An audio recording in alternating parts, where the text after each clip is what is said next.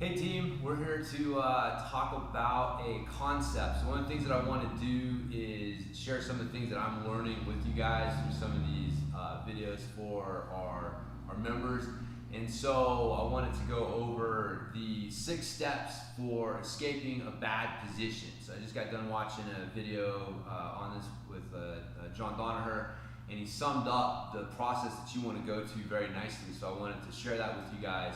Because again, like the techniques, like I always say, the techniques are the window into the principles that are jujitsu. And once you understand what those principles are, then you understand how to apply the techniques in a bunch of different ways, and you can get creative with them.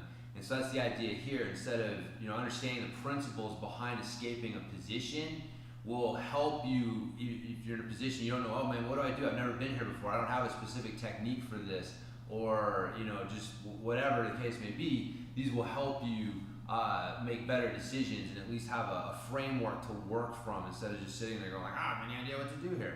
So first thing is defensive responsibility, which means that when you get into a bad position, you don't want to make a bad thing worse by your positioning getting you into trouble. And so that it basically means we're going to use side control here as an example for these concepts, but remember this applies to side control, mount, back mount, turtle. So anytime you're in a bad position, you're trying to get out of it, these things apply. But when I get down in side control, I don't want my arms out and I don't want my legs out, right? Like here, she can attack this arm very easily, right? It's very easy for her to advance her position and go to mount. So I'm not being responsible here. So, in general, you want to have your knees in and your elbows in tight. Okay, and so if you have got that, you're going to have some other good things going for you. But the first thing is just monitor that. Make sure they're not about to submit you and make the position worse. So even if you did get stuck with your arms out like this and your legs not in a great position, you still want to do what you can. Like get the elbows in as tight as you can. If she's trying to attack one of your arms, you need to monitor that, like defend that. So don't get in a bad position and just have your brain lock up and then it go from bad to worse. So defensive responsibility is number one. Make sure that you're not about to get submitted and things are going to go from bad to worse. Now, the second part right here is going to be you need an initial frame. Okay, so right now she's controlling me because she has all of the inside position. Her knees, her shoulder here, everything's inside of me. So she's got all these wedges set up around me. So I've got to start getting frames inside of her wedges. And again, each position is going to have an initial frame that's going to be easiest for you to start getting. So for side control, it's going to be this hip. Me getting my elbow down and getting my forearm into her hip is going to be the easiest first frame for me to get. So again, I got to establish some sort of control, some sort of inside position. So the next step after I've taken care of my defensive responsibilities is to get an initial frame. And this leads us to the next one because we may have to use this at any point here. And this is the idea of kazushi, or off balancing your opponent.